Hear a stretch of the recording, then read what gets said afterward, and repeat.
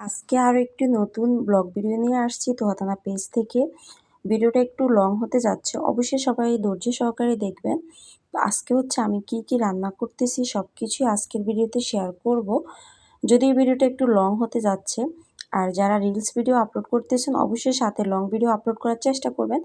আমি যদি একদিন না পারি, প্রতিদিন না পারি, হচ্ছে আমি একদিন পর পর হচ্ছে লং ভিডিও পোস্ট করার চেষ্টা করি। অবশ্যই আপনারা হচ্ছে ভিডিও, অনেকে প্রশ্ন করে আমাকে যে আপু আমরা হচ্ছে ফেসবুকে ভিডিও আপলোড করব, তো তার জন্য কি আলাদাভাবে রান্না করতে হবে? না, আপনাকে আলাদাভাবে কোনো রান্নাই করতে হবে না। অবশ্যই আপনি হচ্ছে যে ঘরের জন্য বা পরিবারের জন্য যা যা রান্নাবান্না করতেছেন এগুলো নিয়ে হচ্ছে ভিডিও তৈরি করবেন।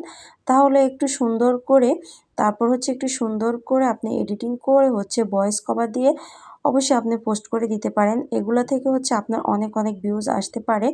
আর আপনি হচ্ছে এই প্ল্যাটফর্মে যত বেশি অ্যাক্টিভ থাকবেন তত বেশি কিন্তু আপনার সফলতা অনিবার্য।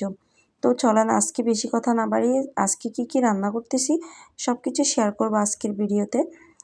গত গত কয়েকদিন ধরে রমজান আসছে ধরে হচ্ছে আসলে রমজানে কিন্তু বেশি তরকারি বা কোনো শাক সবজি খাওয়া যায় না।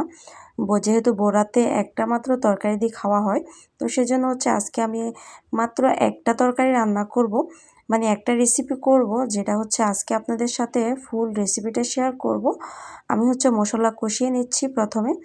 আর তার আগে বলে দিই, আমি হচ্ছে আজকে মাংস এবং আলুগুলো ছোটো ছোটো করে কেটে নিয়েছি। যেহেতু বড় আলু সবসময় খাওয়া হয়, বড় বড় পিস করা আলুগুলো সবসময় খাওয়া হয়, তো আজকে চিন্তা করলাম যে হচ্ছে একটু ছোটো ছোটো করে হচ্ছে আলুগুলো পিস করে নিই, তাহলে কিন্তু খেতে অনেক মজা হবে। যারা এইভাবে এখনও রান্না করে খাননি, একবার হলেও রান্না করে খাবেন, তাহলে কিন্তু আপনার আগের রান্নার তুলনায় এই রান্নাটার মজাটা অন্যরকম হবে। মানে এই রান্নাটা কিন্তু অনেক অনেক মজা হয়। যারা এখনও ট্রাই করেন না অবশ্যই ট্রাই করে দেখবেন। আমি কিছু মুরগির কলিজা আর সাথে হচ্ছে মুরগির পিস ছোটো ছোটো করে কেটে নিয়েছি, যেটা হচ্ছে আমার ঘরের সবাই পছন্দ করে থাকে।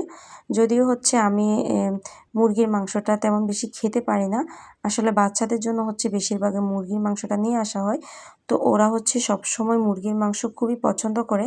আমি যদি 2-3 পাতিল ভর্তি গরুর মাংস রান্না করে রাখি, কিন্তু বাচ্চারা গরুর মাংস পছন্দ করে না, ওরা হচ্ছে মুরগির মাংসটা খুবই বেশি পছন্দ করে। তো সেজন্য হচ্ছে মুরগির মাংসটা একদিন পর পর হচ্ছে রান্না করা হয়। তো তো যাই হোক, আমার ভিডিওটা যদি আপনাদের কাছে ভালো লেগে থাকে অবশ্যই একটু টাইমলাইনে শেয়ার করে দিবেন। আর অবশ্যই ফুল ভিডিওটা দেখে অবশ্যই একটু গঠনমূলক কমেন্ট করে যাবেন। আর হচ্ছে 2-4 জনের রিপ্লাই কমেন্ট করে যাবেন। তাতে কিন্তু আমার পরিবারের সদস্যরা কিন্তু আপনার পরিবারের সদস্য হয়ে যাবে। আর যে বা যেখান থেকে আমার ভিডিওটা এতক্ষণ ধৈর্য ধরে দেখেছেন সবাইকে অসংখ্য অসংখ্য ধন্যবাদ জানাই। আর পরবর্তী ভিডিও সবার আগে পেতে অবশ্যই অল নোটিফিকেশনটা অন করে দিবেন, তাহলে কিন্তু ভিডিও পোস্ট করার সাথে সাথে আপনার কাছে সবার আগে পৌঁছে যাবে। ধন্যবাদ সবাইকে।